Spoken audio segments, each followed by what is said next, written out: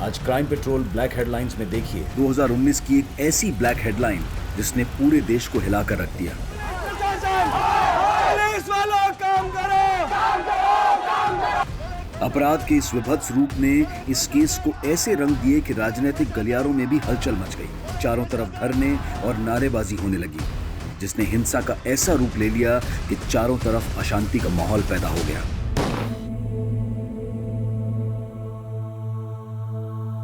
माँ, अरे ये सब हटाओ, देखो मैं तुम्हारे लिए क्या लेकर आया।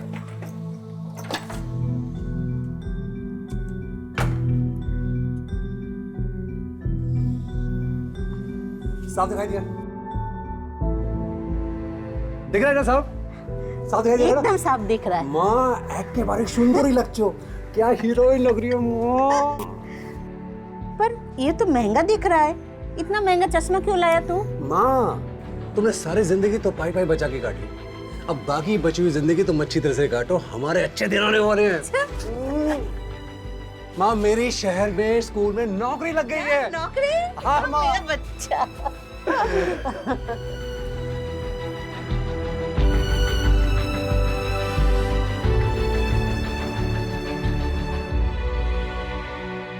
अरे माँ, मैं यहाँ खुश हूँ, तू मेरी इतनी चिंता क्यों करती है? तू इतना दूर रहता है, चिंता तो होती है ना। काश तू इस बार काली पूजा में गांव आ पाता तो। अरे माँ, भाई ना कैसे आते? भाभी इतना लंबा सफर थोड़ी ना कर सकती है इस वक्त। हाँ मेरी माँ, जानती हूँ। तपन बहू कहाँ है? और प्रतुल भी दिखाई नहीं दे रहा है। अरे माँ, प्रतुल तो पूजा करने के साथ ही बाहर चला गया है, आपको तो पता है उसको रोकना बड़ा मुश्किल काम है।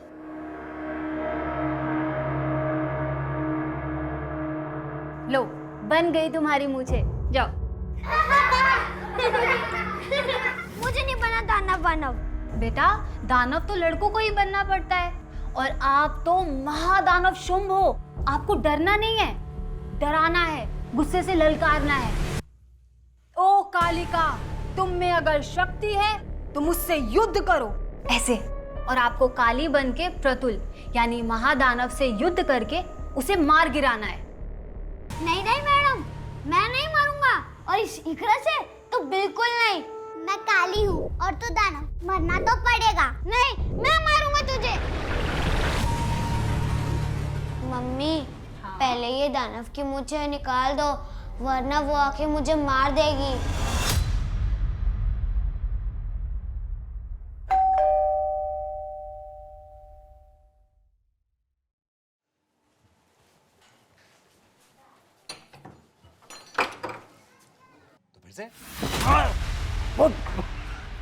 पागल है? पागल हो तुम? क्या कर रहे हो तुम? पागल है? पुलिस प्रशासन! पुलिस प्रशासन! तपन के हत्यारों को गिरफ्तार करो! गिरफ्तार करो! पुलिस प्रशासन! पुलिस प्रशासन! पुलिस प्रशासन! पुलिस प्रशासन! शांत हो जाइए, हमें अंदर जाने दीजिए प्लीज। हम नहीं हटेंगे, हम नहीं हटेंगे। हट जाइए, हमें अंदर जाने दीजिए प्लीज। हम नहीं जाने देंगे। 1 महीने में हमारे 5 कार्यकर्ताओं की हत्या हुई है। इस बार तो बल्कि पूरे परिवार को ही खत्म कर दिया उन लोगों ने। हमारा विश्वास प्रशासन और पुलिस पे से हमेशा के लिए उठ गया है। और ये अपोजिशन पार्टी केएलबी, ये लोग इसमें शामिल है, हमें पूरी तरह से मालूम है। और तो और वो तुम्हारा सुजय घोष, उस पार्टी का नेता, तुम लोगों के साथ मिला हुआ है। हम नहीं जाने देंगे। पुलिस प्रशासन! आरएलपी दल के लोग अपने कार्यकर्ता तपन और उसके परिवार वालों की हत्या को लेकर सड़कों पर आ गए हैं, और पुलिस वालों के कहने पर भी वो मानने को तैयार नहीं है। पुलिस प्रशासन!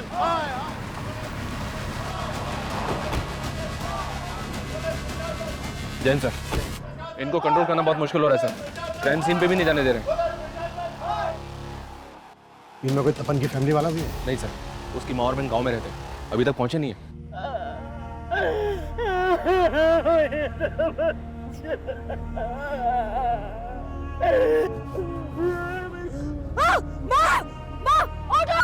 ऑटो रोको! माँ क्या हुआ? माँ क्या हुआ? माँ! पुलिस प्रशासन! पुलिस प्रशासन! पुलिस प्रशासन! देखिए, शांत हो जाइए, पुलिस प्रशासन! शांत हो जाइए प्लीज। देखिए, इस वक्त मैं एक पुलिस ऑफिसर के नाते नहीं बल्कि एक इंसान होने के नाते आप लोगों से बोल रहा हूँ।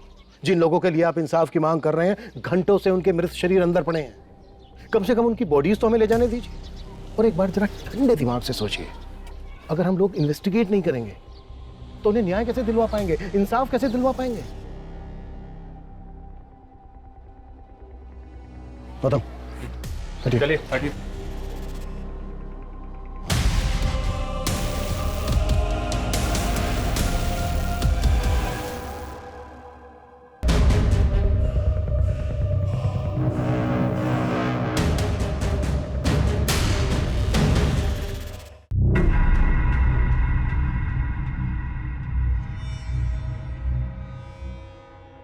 Wow, it's killing. ये होती है असली बिरयानी की खुशबू। अरे आप बिरयानी टेस्ट कीजिए, वो और भी ज्यादा किलिंग है। वाओ, इसका टेस्ट तो इतना अच्छा है ना, शब्द ही नहीं मिल रहे हैं मुझे तारीफ में। अरे क्या हुआ, आप ठीक है? कुछ नहीं, आपकी बिरयानी मेरे बच्चे को भी बहुत पसंद आई, किक मार रहा है अंदर।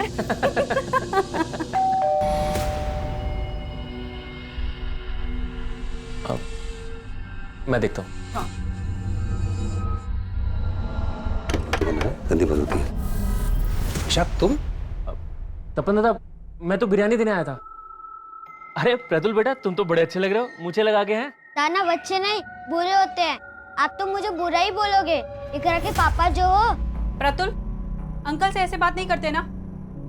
प्रतुल, प्रतुल। अच्छा मैं चलता हूँ। तपन दादा, आप और प्रतुल भी बिरयानी टेस्ट कीजिएगा। हाँ, खुदा हाफिज। खुदा हाफिज।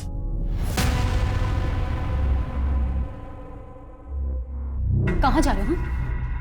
पुलिस के सामने अपना मुंह खोला ना तो मेरा और अपनी बेटी का मरा मुंह देखोगे।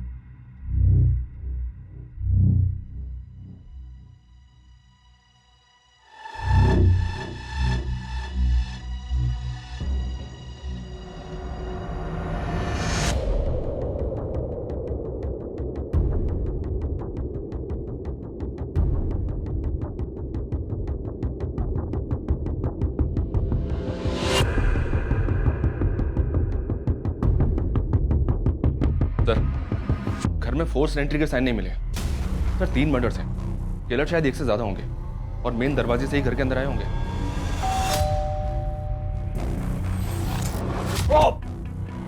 तपन और इसकी बीवी के मर्डर्स काफी ब्रूटल। और यहाँ इनके बच्चे को देखो। लुक, बच्चे को गला दबाकर मारा गया है। जो किलर तपन की प्रेग्नेंट बीवी के घर पर इतनी बेदर्दी से वार करता है, वो बच्चे को सिर्फ गला दबाकर मारता है। आखिर चल क्या रहा होगा किलर के दिमाग में? ये आरएलपी पार्टी वाले तो इन मर्डर्स को राजनीतिक रंजिश ही बता रहे हैं सर। इन लाशों का हाल देखकर तो गहरी रंजिश लग रही है। ऐसा लग रहा है कि एंगल पर्सनल रहा होगा। आसपास पता करवाओ, शायद कल रात किसी ने किसी को आते जाते देखा हो। सर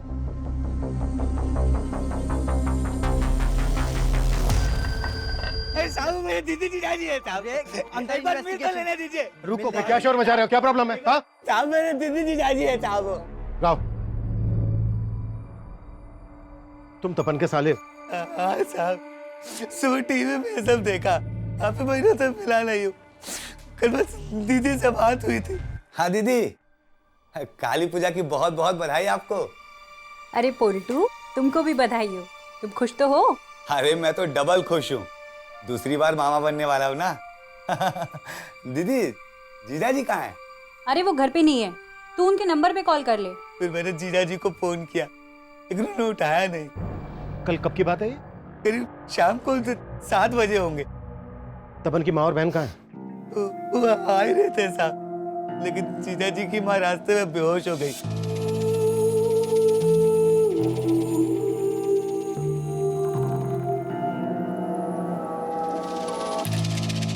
कल रात आपने किसी को तपन के घर पे आते जाते हुए देखा था? हमने नहीं देखा साहब। सर, इनका कोई भी पड़ोसी खुल के सामने नहीं आ रहा। समझ में नहीं आ रहा कि कोई कुछ जानता भी है या नहीं।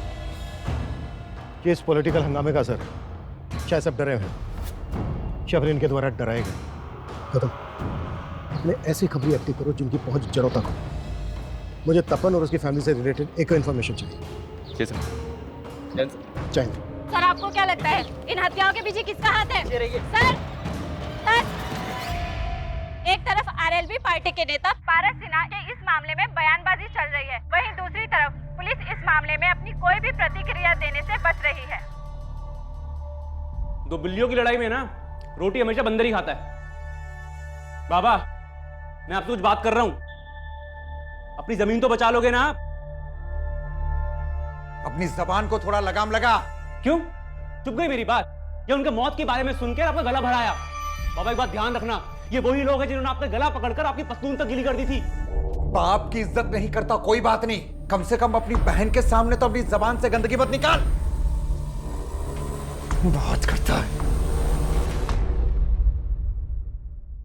ये तपन और संगा की कॉलेज टीम है, जिन जिन के साथ भी इन दोनों की बात हुई थी उन सबको बुला के इंक्वायरी करो।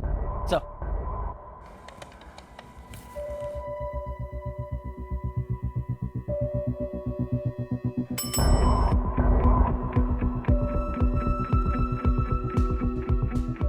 तपन को क्यों कॉल किया था? सर तपन दादा को मैं जानता हूँ और उस दिन मैंने सिर्फ काली पूजा की बधाई देने के लिए उनको फ़ोन किया था। उस दिन तपन जी और मैंने एक दूसरे को काली पूजा की बधाई दिए थे। हो सकता है काली पूजा का बहाना लेकर कोई सच छुपा रहा हो, हम किसी को हल्के में नहीं ले सकते। तपन और संगा के कॉल रिकॉर्ड्स में जितने लोग भी हैं उनको इन्वेस्टिगेट करो। तुमने बताया कि कत्ल वाले दिन तपन की माँ की भी तपन से बातें हुई थी। जी सर, लेकिन तपन की माँ और बहन से हमारी बातचीत नहीं हो पाई है। हालांकि तपन की माँ को हॉस्पिटल से छुट्टी मिल गई है, पर वो लोग अभी काफ़ी सदमे में हैं सर। लेकिन हमारा उनसे बात करना भी बहुत ज़रूरी है, हो सकता है हमें उनसे कोई हिंट मिल जाए। तपन एक स्कूल में क्लर्क था, तो आरएलबी पार्टी से कैसे जुड़ा? डिटेल से निकलवा रहा हूँ सर, अपने खबरी काम पे लगे हुए हैं। हत्यारे को फांसी दो, फांसी दो, हत्यारे को फांसी दो, फांसी दो। हमारी पूरी हमदर्दी है उस परिवार के साथ, लेकिन आरएलबी पार्टी की यह गलत रवैया इस राज्य का माहौल खराब कर रहा है। सर उस दिन भाईना और भाभी से बात हुई थी। अरे माँ, मैं यहाँ खुश हूँ, तू मेरी इतनी चिंता क्यों करती है? तू इतना दूर रहता है, चिंता तो होती है ना। भाभी से बात कराइए ना।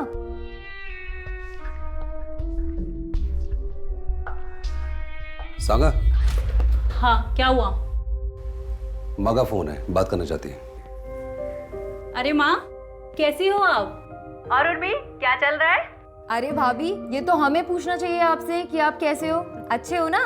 हाँ, एकदम बढ़िया हूँ। लेकिन आप लोग ये बताओ, इस बार हम लोग गाँव नहीं आ पाए तो आप लोग भी नहीं आए? अरे अगले महीने तो आना ही है ना तेरी डिलीवरी पे, इसलिए सोचा सीधा तभी आए। मगर क्या मालूम था कि एक ही झटके में सब कुछ। देखिए, लोगों का कहना है कि तपन और उसकी फैमिली की हत्या के पीछे पॉलिटिकल मकसद है, लेकिन क्या आप लोगों को भी ऐसा ही लगता है? सर भाईना ने हमें कभी बताया ही नहीं कि वो आरएलबी पार्टी के लिए भी काम कर रहे थे। 5 साल पहले तो वो इसलिए शहर गए थे क्योंकि वहाँ पे उनकी एक स्कूल में नौकरी लगी थी। माँ, मेरी शहर में स्कूल में नौकरी लग गई है। नौकरी? हाँ माँ। मेरा बच्चा। और फिर तपन भाईना भाभी और प्रतुल के साथ शहर चले गए। अच्छा, शहर में या फिर यहाँ गांव में क्या तपन की किसी से कोई ऐसी दुश्मनी थी जो उसकी मौत की वजह बन सकती है?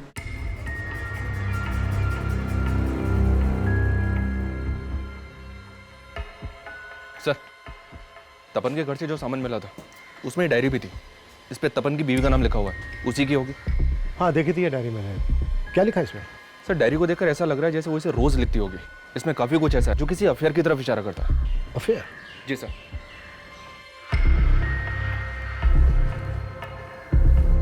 हमारे रिश्तों में वो गर्माहट नहीं रही। कभी तुम मुझे गलत समझते हो, कभी मैं तुम्हें। सागा। हाँ, क्या हुआ? माँ का फोन है, बात करना चाहती है। अरे माँ, कैसी हो आप?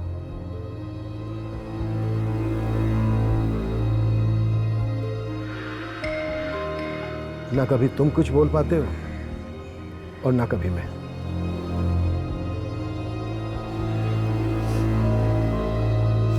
हमारा सिर्फ एक ही दुश्मन है और वो है तपन का बाप। उसने मुझे सालों पहले ही छोड़ के दूसरी शादी कर ली। मैंने बच्चों को किसी तरह बड़ा किया, इसलिए तपन बचपन से ही अपने बाप से नाराज था। जब वो पढ़ लिख गया तो उसने अपने हक के लिए उन पे केस कर दिया और इससे उनकी दूसरी बीवी का बेटा और भी तिल मिला गया। मेरे बाप का जो भी है ना वो मेरा है। तेरा बेटा तेरे पति से नहीं मुझसे पंगे ले रहा है। समझा देना उसको कि केस वापस ले ले, वरना उसका वो हाल करूंगा कि कहीं मुंह दिखाने लायक नहीं रहेगा वो। क्या लगा रखा है? इधर क्या बात कर रहा है? इधर बात करना है? तू इधर आया कैसे? तेरी हिम्मत कैसे हुई? धमकी दे रहा? धमकी दे रहा? लगा यार! तपन भैया, भैया! लगे यहाँ से! और तुम्हारा केस ना कोर्ट में जाएगा, वो फैसला करेगा तुम्हारा। तुमने मेरी माँ को जो भी परेशानी दी है ना, सबकी कीमत चुकानी पड़ेगी। लगे जा! देख लूंगा तेरे को मैं।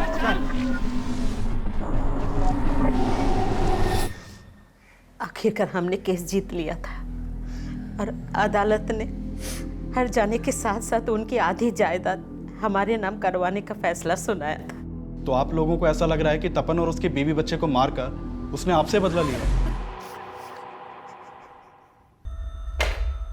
ये डायरी पढ़ने के बाद तो यही लगता है कि तपन और संगा की जिंदगी में सब कुछ ठीक नहीं होगा, और अगर इसकी वजह अफेयर है तो किसका अफेयर? क्या उसके आने से हमारे फासले बढ़ गए या फासलों की वजह से कोई हमारे दरमियान आया? तपन और संगा की जिंदगी में अगर कोई तीसरा था तो वो किससे ताल्लुक रखता था, तपन से या संगा से? ये क्लियर नहीं है। उन दोनों के कॉल रिकॉर्ड से भी कोई हिंट नहीं मिला है कि अगर उन दोनों में से किसी का अफेयर होगा तो किससे होगा। इनमें से जिसका भी अफेयर था उसका परिणाम इतना घातक कैसे हो गया कि पूरे परिवार को इतनी बेदर्दी से मार डाला गया? इस पोस्टमार्टम रिपोर्ट के मुताबिक तपन के शरीर पर 13 बार हुए, संगा के शरीर पर 16 बार थे और उनके बेटे को सिर्फ गला दबा के मार डाला। काफी अटपटा है ये। इस केस में जो भी एंगल सामने उभर कर आए, हमें उन सब पर काम करना होगा। क्या पता कब कौन सा एंगल वजह बनकर सामने आ जाए। जी सर। हाँ मानिक बोलो। सर एक नया एंगल सामने आया है और ये तपन के पिता से जुड़ा हुआ है। तपन के पिता?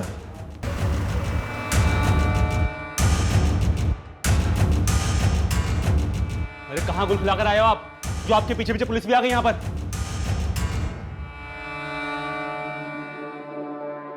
अरेंदु साहब, सब तो बोल रहे हैं कि उनको केएलबी पार्टी वालों ने मार दिया, और आप हम पर शक कर रहे हैं। आरएलबी पार्टी वाले सही बोल रहे थे। आप लोग केएलबी पार्टी वालों को बचाने के लिए हमें फंसाओगे। चुप, बिल्कुल चुप। बहुत ज्यादा बोलता है ना तू। अभी अगर सच नहीं बोला ना तूने तो यही धुलाई होगी तेरी। साहब जब कुछ किया ही नहीं तो आपकी धुलाई के डर के मैं कोई झूठ को थोड़ी स्वीकारूंगा। साहब माना कि पहले भूल हो गई थी, लेकिन कोर्ट के आदेश के अनुसार मैंने अपना आधा हिस्सा दे दिया था उन्हें, पर वो तपन पूरी जमीन हड़पना चाहता था। पूरी जमीन? हाँ साहब, पूरी जमीन। जमीन बिकी नहीं थी, आधा हिस्सा उनका था। तपन ने लाखों की कीमत पर वो जमीन बटाई पर दे दी और सारा पैसा खुद हजम कर गया। 20 साल पहले छोड़ा था ना आपने हमें, और 20 साल से अब अकेले के लिए खा रहे, तो अगले 20 साल हमारे, फिर बेच के कर लेंगे हिस्सा। ऐसा मत बोल। अरे बेटी भी आनी है मुझे। तो मुझे भी अपनी बहन भी आनी है। साहब उसने पाई पाई को तरसा दिया था, पर हम कोर्ट नहीं गए, ये सोच के कि मिलजुल के रास्ता निकाल लेंगे। और जब रास्ता नहीं निकला तो खत्म कर दिया उसने? नहीं साहब, वो तो शहर में थे, और जब ये कांड हुआ तो मैं और मेरा बेटा तो गांव में थे। तो किसे भेजा था उसको मारने के लिए? साहब हमने किसी को मारने के लिए सुपारी नहीं दी साहब, पर मेरे बाप ने क्या किया मुझे नहीं मालूम। साहब मैं मानता हूँ कि लखन गर्म दिमाग का है, पर उसने क्या किया ये मुझे नहीं मालूम।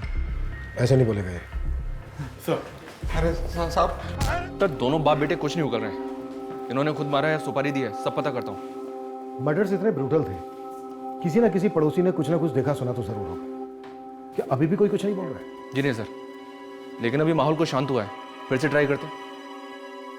तपन का बाप बोल रहा था कि तपन सारी जमीन की बटाई के पैसे खुद रख लेता था। तपन यहाँ एक स्कूल में क्लर्क था, पार्ट टाइम इन्वेस्टमेंट स्कीम बेचता था। इतने भर से 5 साल के अंदर शहर में उसने अपना घर बना लिया। गांव की जमीन जायदाद वैसी की वैसी। कहीं उधारी का मामला तो नहीं है? मे कम इन सर? कम। सर तपन के स्कूल में पूछताछ की तो कुछ बातें पता चली है। सर उसके स्कूल में एक टीचर है मिताली, जो तपन के बेटे को ट्यूशन भी पढ़ाती थी। और सर इस मिताली का तपन के घर पर काफ़ी आना जाना था। और सर लोगों से पता चला है कि इस मिताली और तपन में काफ़ी अच्छी बातचीत थी। रहती कहाँ है मिताली? सर ये मकदीर नगर में कहीं किराए के मकान में रहती है। जिस अफेयर के एंगल को हम ढूंढ रहे हैं, कहीं वो मिताली और तपन से तो नहीं जुड़ा है? इस एंगल को लेकर हमें तपन की माँ, बहन और संगा के भाई से बात करनी चाहिए। गौतम तुम मिताली से मिलो और तुम इन सबसे बात करो। ये कैसी बात कर रहे हैं साहब? तपन और संगा के बीच कोई तनाव नहीं था। हो सकता है कि ऐसा कुछ हो, लेकिन आपको पता ना चला हो। अच्छा, आपको कुछ अंदाजा है कि उनके बीच कुछ? नहीं सर, मुझे कभी ऐसा लगा ही नहीं कि उनके बीच में कोई तीसरा भी होगा। जीजा जी का कुछ ऐसा होता तो दीदी मुझसे छिपाती नहीं। ये भी तो हो सकता है कि तुम्हारी दीदी का कोई पास्ट हो।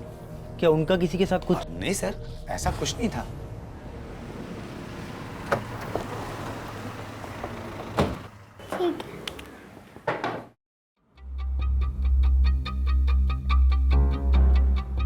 सर, काली पूजा वाले दिन ही मैंने आखिरी बार तपन जी और प्रतुल को देखा था। मैं काली हूँ और तू दानव, मरना तो पड़ेगा। नहीं, मैं मारूंगा तुझे। बेटा उठो, आप उठो। उठो उठो उठो। ये क्या कर रहे बेटा? मुझे घर जाना है। फिर वो प्रतुल को ले गए और अगली सुबह उन सबके मर्डर का पता चला। देखिए, हमें पता चला है तपन और संगा का रिलेशन ठीक नहीं चल रहा था। आपका तो उनके घर भी आना जाना था। इसकी हिंट तो होगी आपको। नहीं सर, मुझे तो कभी ऐसा कुछ नहीं लगा। जब भी उनके घर जाना होता था दोनों खुश ही लगते थे। प्रतुल ने जब से आपकी क्लास ज्वाइन की है ना, बहुत अच्छा कर रहा है। अच्छा तो करेगा ही। आपने टीचर जो ऐसी चूज की है। ठीक है, जरूरत पड़ी तो हम आपसे दोबारा बात करेंगे। सर, एक मिनट। सर, तपन जी आरएलबी पार्टी में कितना एक्टिव थे ये मैं नहीं जानती, लेकिन वो समाज सेवा में हमेशा आगे रहते थे। सर, हमारे स्कूल के पास सरकारी ज़मीन का एक हिस्सा बड़े टाइम से खाली पड़ा हुआ था और एक कम्युनिटी के लोग उस पर अपना कब्जा जमाना चाहते थे। तपन जी, आजकल ये लोग रोज़ यहाँ इकट्ठा हो जाते हैं, आखिर चक्कर क्या है? मुझे खबर मिली है कि ये लोग इलीगल तरीके से ज़मीन को हथियाने की कोशिश कर रहे हैं, जो मैं होने नहीं दूंगा। अरे बच्चों की जगह ही है। मैं कोर्ट में इनके खिलाफ पिटीशन दायर करने वाला हूँ। सर, उनके पिटीशन डालने की वजह से ही कोर्ट के आदेश पे वो ज़मीन म्यूनसिपल कॉर्पोरेशन को दे दी गई। तो मतलब आप कहना चाहती हैं उन लोगों ने तपन के परिवार को? हो सकता है। उनका नेता उस्मान बड़ा ही दबंग आदमी है। हो सकता है उसको पता चल गया हो कि वो पिटीशन तपन जी ने ही फाइल की थी। सर, मिताली की बात सही निकली कि तपन ने उस्मान और उसके कुछ आदमियों के खिलाफ पिटीशन फाइल की थी। ये उस्मान तपन के घर के नजदीक ही रहता है। मानी को भेजा है उस्मान को बुलाने के लिए।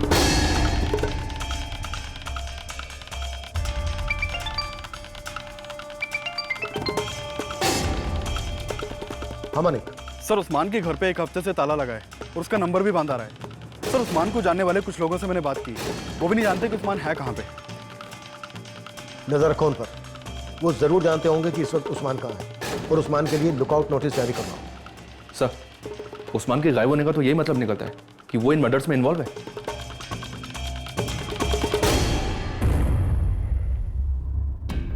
इस केस में हम अफेयर वाले एंगल को भी रूल आउट नहीं कर सकते। माना हमने मिताली ने उस्मान के बारे में बताया जरूर, लेकिन यह भी तो हो सकता है कि वो अपना राज छुपा गई हो। सांगा की यह डायरी साफ इशारा करती है कि तपन और सांगा के बीच कोई तो तीसरा था।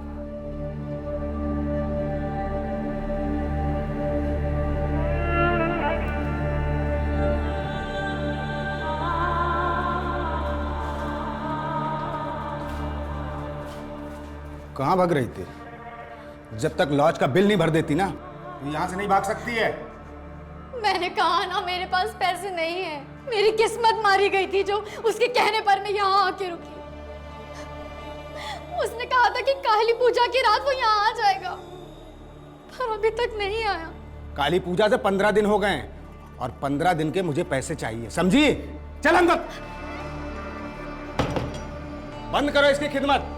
कोई जरूरत नहीं है फालतू बिल बढ़ाने की, समझे? और निगरानी रखना। सर, मैंने तपन और उसकी बीवी के बैंक ट्रांजैक्शन चेक किए।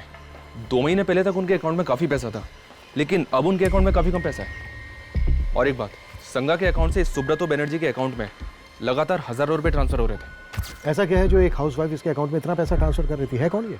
इसके बैंक अकाउंट के थ्रू मैंने इंक्वायरी की तो पता चला कि इसने हत्या से कुछ ही दिन पहले अपना अकाउंट क्लोज करवाया था। जो नंबर इसने अकाउंट से लिंक किया हुआ था वो भी बंद है।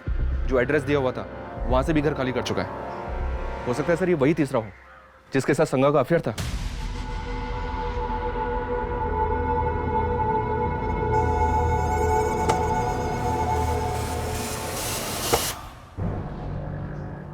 कहीं ऐसा तो नहीं है कि सुब्रतो बनर्जी संगा को किसी वजह से ब्लैकमेल कर रहा है?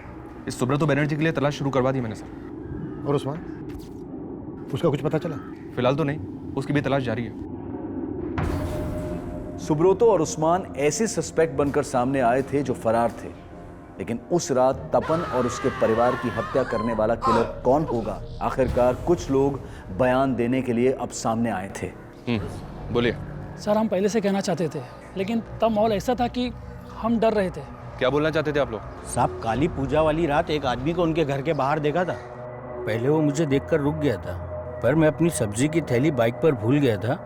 बाद में मैं आया तो देखा कि वो तपन के घर की बेल बजा रहा था। कौन था वो आदमी? उसको पहले कभी देखा था यहाँ?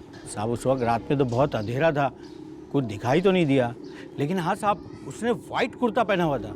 हाँ सर, मैंने भी देर रात में एक आदमी को तपन के घर से निकलते हुए देखा था, लेकिन उसने व्हाइट कुर्ता नहीं पहना हुआ था। क्या इनमें से कोई था? इतना ध्यान नहीं है साहब, काफी अंधेरा था। ये तपन परिवार के बारे में और क्या जानते हैं आप लोग?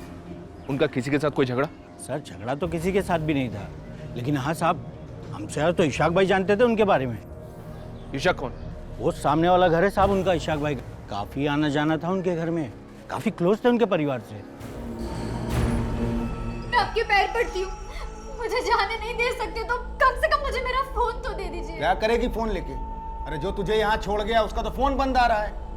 मैं किसी और को फोन करके इंतजाम कर दूंगी। अभी तक इतने दिनों से बोल रही थी कि उसके अलावा तेरा कोई नहीं है, अब किससे करेगी फोन? चुपचाप यहीं बैठ।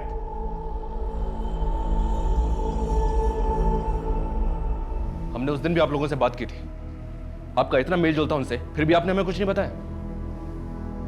अरे सर कुछ पता होता तो बताते ना, हमने कहा ना हमने उस रात कुछ नहीं देखा। लेकिन तपन और उसकी फैमिली के बारे में तो काफी कुछ पता होगा ना? हमें पता चला है कि तपन और संगा के बीच कुछ भी ठीक नहीं चल रहा था। इसकी वजह क्या होगी? पता नहीं सर, हमने तो ऐसा कुछ नोटिस नहीं किया, और हमें तो यही लग रहा था कि वो दोनों खुश ही होंगे। सर सुब्रतो के बारे में पता किया। सुब्रतो एक हिस्ट्री शीटर है और 420 के केस दर्ज है उसके नाम पे।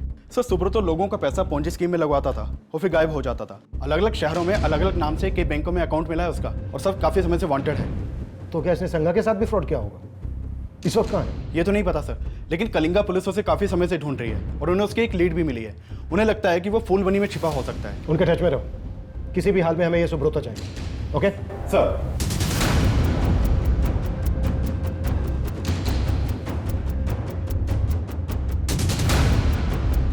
सर अगर अफेयर का एंगल है तो शायद ईशा या तबस्सुम में से भी किसी का तपन या संगा से अफेयर हो सकता है। जिन दो आदमियों को पड़ोसी ने देखा था उनकी आइडेंटिटी पता करने पर ज्यादा जोर दो। उन लोगों ने उसे ठीक से नहीं देखा था सर, फिर भी ट्राई कर रहा हूँ स्केच बनवाने के लिए। तपन के घर के बाहर देखे गए अनजान आदमी का स्केच बनवाने की पुलिस ने कोशिश तो की, लेकिन जो स्केच बनकर सामने आया उसको पहचान देना नामुमकिन नजर आ रहा था। सर उस्मान के बारे में पता चला है। ये उस्मान इशाक की बीवी तबस्सुम का दूर का रिश्तेदार भी है।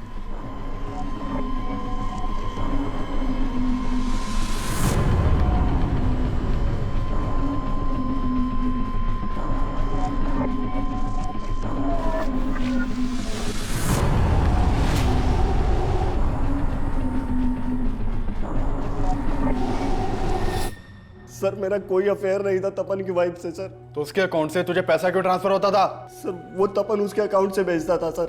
सर मैं ऐसे बकरे तलाशता रहता था जो मेरे जाल में फंस जाए। मैंने उसको एक फेक स्कीम सुनाई थी और मेरे जाल में फंस गया। देखो दादा, ये ऐसा इन्वेस्टमेंट प्लान है कि राउंड अप में इंटरेस्ट मिलता है इस पे। 2 साल का स्कीम है, आपके पास जब जब पैसे हो तब तब इन्वेस्ट करते रहना। 18% ब्याज के साथ सारा पैसा वापस मिलेगा। अच्छा जी दादा, और मैं चाहता हूं कि आप इसमें इन्वेस्ट जरूर करो। लेकिन सर वो मेरे लालच के बाद मेरे जाल में फंस गया और मैं जितना पैसा वसूल सकता था मैंने वसूल। लेकिन सर आप मेरा विश्वास कीजिए सर, मैंने किसी को नहीं मारा सर। मैं सच बोल रहा हूं सर, मैंने किसी को नहीं मारा।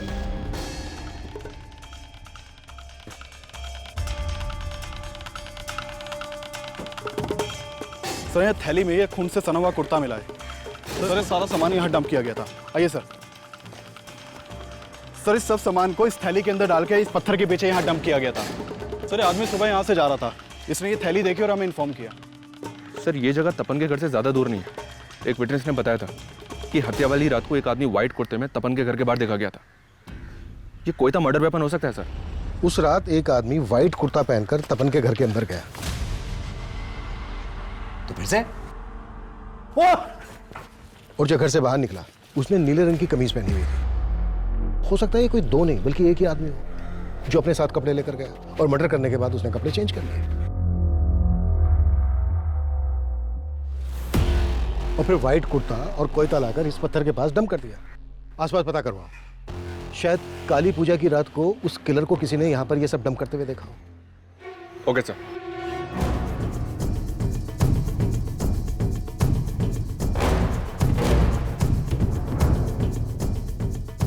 हाँ साहब, काली पूजा की रात मैंने एक आदमी को वहां देखा था। रात देर हो गई थी, मेले से वापस आ रहा था, उसी समय मेरी नजर उस पर पड़ी। साहब वो ऐसे घूर के मेरी तरफ बढ़ा कि मैं तो घबरा ही गया था। क्या उस आदमी ने नीले रंग की शर्ट पहनी थी? हाँ शायद। उस आदमी की तस्वीर बनवाने में क्या आप हमारी हेल्प कर सकते हैं? सुजोय जी, आरएलबी पार्टी के 5वें कार्यकर्ता की हत्या, वो भी उनके पूरे परिवार समेत। हमारी पूरी हमदर्दी है उस परिवार के साथ, लेकिन आरएलबी पार्टी की ये गलत रवैया इस राज्य का माहौल खराब कर रहा है। लेकिन उनके इल्जाम आपकी पार्टी पर नहीं, सीधे आप पर हैं। उनका आरोप एकदम मिथ्या है। हम लोगों ने ऐसा कोई गलत काम किया ही नहीं। वो लोग ऐसे तपन और उसकी फैमिली के मर्डर्स को लेकर तो ऐसी राजनीति हो रही है जैसे तपन आरएलबी पार्टी में कोई बहुत बड़ा नेता था। और सोशल मीडिया की वजह से तो इतनी अफवाह फैल गई है कि पूरा का पूरा शहर जल उठा है। सर ये तपन स्कूल में क्लर्क होने के साथ साथ लोगों को इंश्योरेंस और इन्वेस्टमेंट स्कीम्स भी बेचा करता था। इसने आरएलबी पार्टी के कई लोगों को ऐसी स्कीम्स बेची थी, इसलिए पार्टी दफ्तर में इसका आना जाना था। लेकिन मैं जब पार्टी नेता पारस सिन्हा से मिला तो उसने बोला तपन ने हमारी पार्टी ज्वाइन की थी। तपन ही क्या, मैं और हमारे सारे कार्यकर्ता बहुत से काम करते हैं। इसका मतलब ये नहीं कि हम पार्टी में नहीं हैं। लेकिन जिस तरह का ये माहौल पैदा किया जा रहा है उसे तो ऐसा ही लग रहा है कि कहीं इन मर्डर्स का मकसद पॉलिटिकल माइलेज हासिल करना तो नहीं है। माइलेज तो मिल रहा है सर, आरएलबी पार्टी और उसके नेता पारस सिन्हा को। तो क्या इन मर्डर्स में शायद या फिर ये मर्डर्स किसी और मकसद के लिए हुए हों और ये इसे अपने फायदे के लिए इस्तेमाल कर रहे हैं। जो भी है, हम सुजय और उसकी पार्टी के लोगों को क्लीन चिट तो नहीं दे सकते।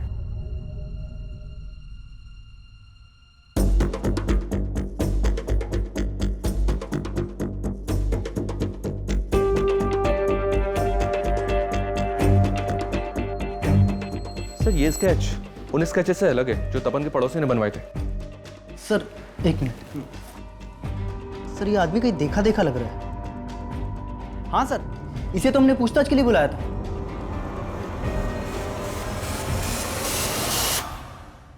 इसका नंबर तपन के कॉल रिकॉर्ड्स में था। रिकॉर्ड्स लेके आओ सर।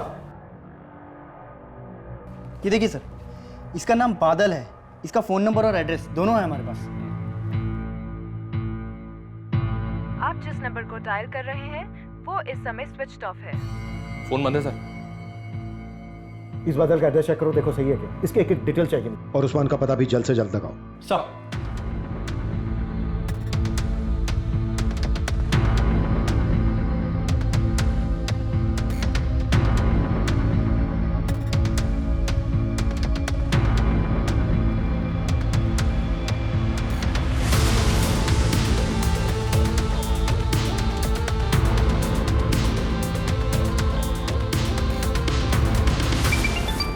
हाँ गौतम बोलो। सर बादल के घर पे भी ताला लगा हुआ है।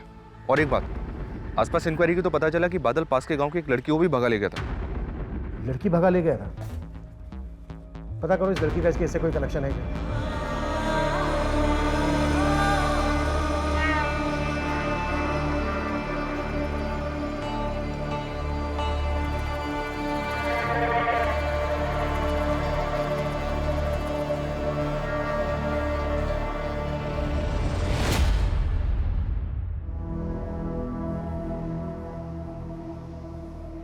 मैं खाला के यहाँ जा रही हूँ, लेकिन तुम घर से बाहर निकलने की सोचना भी मत। इकरा, जी अम्मी। तुम्हारे अब्बू घर से बाहर निकले तो फौरन मुझे फोन करना।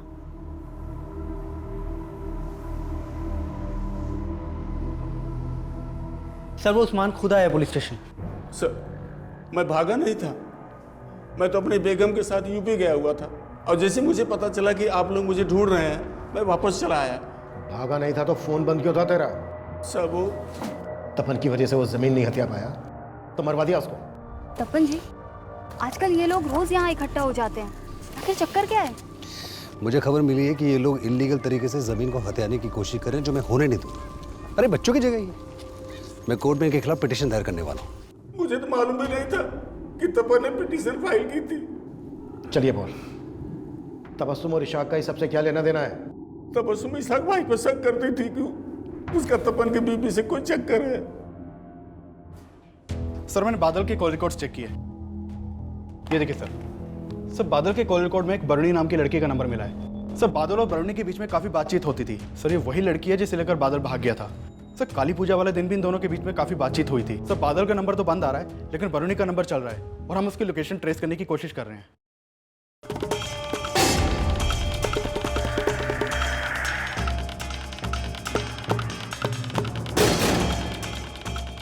देखिए मुझे अभी से ले जाने दीजिए, मेरे पास अभी पैसे नहीं है। मैं आपको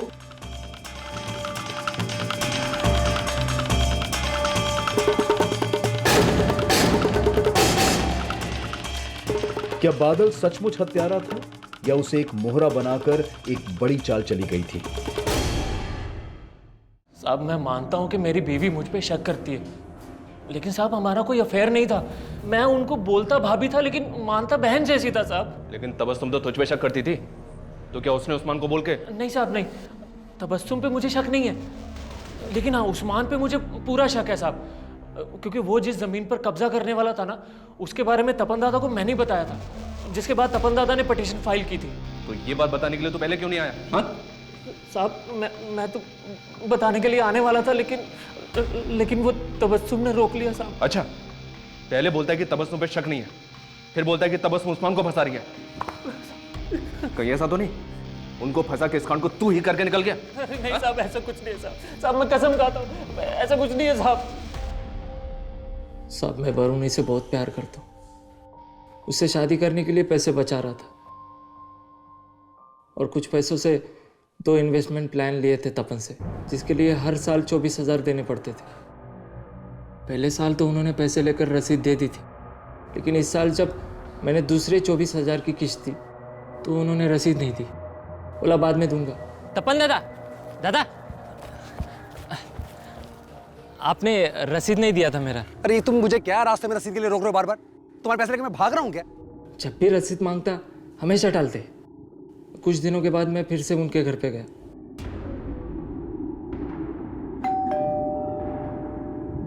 नमस्ते भाभी।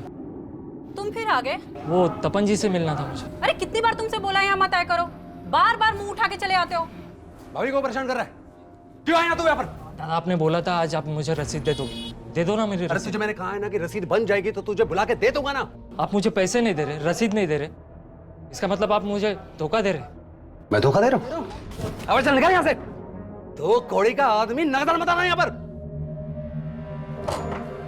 साहब तपन और उसकी बीवी ने मुझे बहुत बेइज्जत किया था साहब। उस दिन ऐसा लगा कि वो तपन जिसने पैसा जोड़कर आज ये मकाम हासिल किया था, उसे मुझ जैसे एक छोटे से इंसान के मेहनत के पैसे की कोई कदर ही नहीं।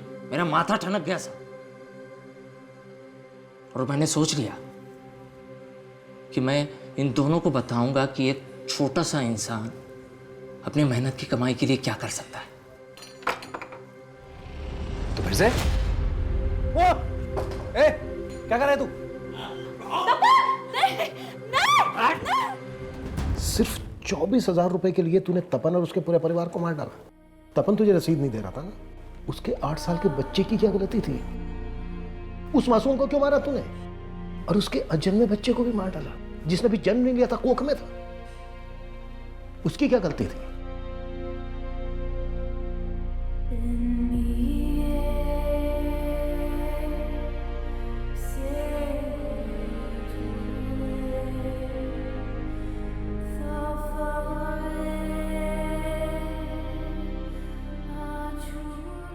जिस सरगर्मी से इस केस की शुरुआत हुई थी, उतना ही सहमा हुआ इसका अंत था। सिर्फ 24,000 रुपए की एक रसीद को लेकर हुई कहासुनी ऐसी जघन्य हत्याओं की वजह बन गई। पर तपन और सांगा के बीच जिस तीसरे इंसान को तपन और सांगा के तनाव की वजह समझा जा रहा था, उस बारे में पुलिस को कुछ भी नहीं मिला था। अपने परिवार को एक बेहतर जिंदगी देने के लिए तपन ने उम्र भर संघर्ष किया, और जैसा कि मिताली की कहानी के नायक के साथ हुआ, एक समय के बाद तपन को भी कामयाबी की चाबी मिल ही गई। लेकिन समय के साथ उसकी परछाई में ऐसी सेंध लगी कि वो बादल के लिए नायक से खलनायक में तब्दील हो गया।